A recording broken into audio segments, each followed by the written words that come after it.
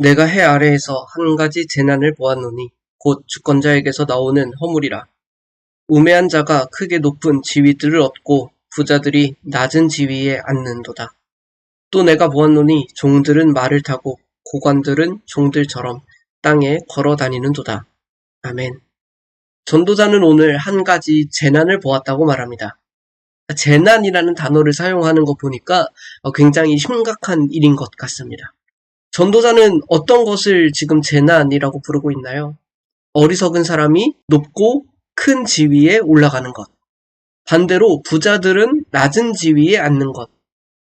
종들은 말을 타고 관리들은 걸어 다니는 것.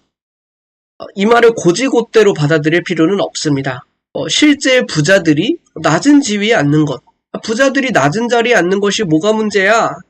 맞습니다. 하지만 전도자가 지금 말하고 있는 것은 그 자리에 맞는 사람이 앉는 것이 아니라 정작 어울리지 않는 사람이 그 자리에 가 있다라는 것을 표현한 것입니다. 어떤 사람들은 어울리지 않는 자리에 앉아 있는 겁니다. 더 높은 자리에 갈수록 더 뛰어난 능력이 요구되는 것이 사실입니다. 더 멀리 보고 전체를 조망할 수 있고 다른 사람들을 이끌 수 있는 능력이 있어야 하는 것 같습니다. 어떤 사람들은 마땅한 대우를 받지 못하는 것 같습니다. 그가 했던 공헌, 그가 했던 일들이 인정받지 못하는 것. 오히려 그렇지 못한 사람들이 되려 인정받고 세워지는 경우가 있습니다. 모든 노력이 뒤에 가려져서 아무에게도 보이지 않는 것과 같은 상황. 우리는 이런 일들을 만나면 분노합니다. 리더에 어울리지 않는 사람을 만나면 어떻게 될까요? 그와 함께하는 모든 사람들이 힘들어집니다. 마땅한 대우를 받지 못하면 어떻게 될까요? 우리는 아마 동기부여를 잃어버리고 말 겁니다. 그리고 모든 것을 할 의욕이 사라질 수도 있습니다. 그렇다면 우리가 여기서 보게 되는 것은 두 가지 경우가 다 언뜻 현실에서 경험에 볼직하다는 것입니다. 그렇다면 이런 현실 속에서 우리는 어떻게 반응해야 할까요? 이 또한 두 가지로 살펴볼까 합니다. 먼저는 우리가 부자 혹은 고관의 위치에 있을 경우입니다. 우리의 리더의 무능력함으로 모두가 힘들어하고 있을 때, 우리의 일이 마땅한 보상을 받지 못하고 잊혀졌을 때 우리는 어떻게 해야 할까요? 전도자는 그 결론 또한 4절로 이야기합니다. 주권자가 내게 분을 일으키거든 너는 내 자리를 떠나지 말라. 공손함이 큰 허물을 용서받게 하느니라. 우리는 여전히 그 자리를 떠나지 말아야 합니다. 그리고 공손한 태도를 보이는 것입니다. 우리는 이 선택이 매우 답답할 수 있습니다. 당장이라도 엎을 수 있다면 더 좋겠다라고 이야기할 수도 있습니다. 하지만 우리도 마음속에 한 가지 알고 있는 것은 그것은 공동체를 위한 선택이 될 수 없습니다. 그리고 장기적으로 우리를 위한 선택도 될 수는 없습니다. 공동체를 망가뜨리는 수단으로 공동체를 회복할 수는 없습니다. 그러니까 분노와 무질서로 새로운 질서를 세우겠다라는 것은 이치에 맞지 않습니다. 여전히 그 자리에 남아 지키는 것. 조금은 답답하지만 가장 현실적이고 지혜로운 대안이 될 수밖에 없습니다. 예수님을 기억하십시오. 그분은 답답하게도 묵묵히 그 길을 가셨습니다. 가장 억울하고 고달픈 길을 가실 때 조용한 양과 같이 가셨습니다. 우리는 그것이 가장 지혜로웠음을 알고 있습니다. 그렇다면 다른 경우는 어떻게 해야 할까요? 우리가 어리석은 자, 종의 위치에 있을 경우입니다. 우리의 무능력함으로 모두가 힘들어하고 있을 때, 나의 노력이 아닌 다른 것으로 인정받고 있을 때 우리는 어떻게 해야 할까요? 사실 이 문제는 쉽지 않습니다. 담대한 정직이 또 용기가 우리에게 필요하기 때문입니다. 대부분의 사람들은 자신들의 부족함을 인정하고 싶지 않아 합니다. 그리고 잘 보지도 못합니다. 무엇보다 현실에서 이런 일이 생기면 자존심 상해해요. 내가 그 자리에 안 어울려? 내가 몇 년을 일했는데 나도 저런 자리에 가봐야지. 나도 이 정도는 인정받아야지.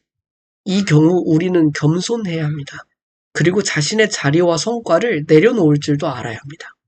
자신을 점검하고 다른 이들을 돌아봐야 합니다. 모든 것이 제자리를 찾도록 힘써야 합니다. 나 자신을 면밀히 살펴보아 과대평가하지도 말고 또 과소평가하지도 않고 합당한 자리에 앉아있고자 힘써야 합니다. 그리고 다른 이들을 세워주는 것입니다. 그래서 내가 맞지 않는 자리에 가는 것보다 정말 맞고 올바른 자리에 그에 합당한 사람을 밀어주고 세워줄 수 있어야 합니다. 그것이 정말 정직한 그리스도인일 것입니다. 그것이 내가 더 높은 자리에 가는 것이 아니어도, 내가 더 많은 사람에게 인정받는 것이 아니어도, 가만히 들여다보니 나에게는 그럴 만한 실력과 능력이 없는데 쌓아온 시간만으로 내가 인정받고 세워지기를 원한다면 우리는 그 마음도 조금은 내려놓을 필요가 있어 보입니다. 이 또한 예수님의 모습 속에서 비춰집니다. 그분은 자신의 권위를 세우지 않으셨던 분입니다. 자신의 어떤 보상도 추구하지 않으셨었습니다. 마땅히 주님께서는 다른 사람들을 세우기를 기뻐하셨던 분입니다. 그리고 그들이 그에 마땅한 보상을 받도록 힘쓰셨고 또 그것을 자신도 기뻐하셨던 분이십니다. 여전히 우리에게는 그래서 예수님의 모습이 해답이 됩니다. 어울리지 않는 자리, 돌아오지 않는 보상. 이 두 가지 문제의 두 가지 방향. 우리는 그 모두에서 예수님과 같은 모습으로 살아가야 합니다. 남 탓, 상황 탓이 아니라 묵묵히 자신에게 맡겨진 일을 선하고 성실하게 지켜 행하는 우리가 되기를 소망합니다.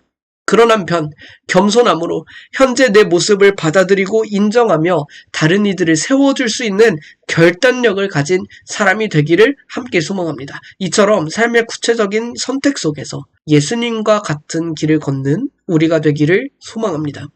함께 기도하겠습니다. 하나님 아버지, 세상은 불공평합니다. 어울리지 않는 자리, 어울리지 않는 보상이 넘쳐납니다. 우리가 그 속에서 어떻게 행해야 할지 주께서 알려주시기를 기도합니다. 때로는 묵묵하게 그래도 선하고 성실하게 사는 삶을 선택하게 하여 주십시오. 때로는 겸손하게 자신을 인정하고 다른 이를 세우는 삶을 선택하게 하여 주십시오. 어떤 경우와 선택이 우리 앞에 놓여도 늘 예수님과 같은 삶을 선택하게 하여 주십시오. 그 순간마다 우리의 생각과 마음은 흔들리지만 우리 마음에 거하시는 성령님께서 우리의 선택을 도우시기를 소망하며 예수 그리스도의 이름으로 기도드립니다. 아멘.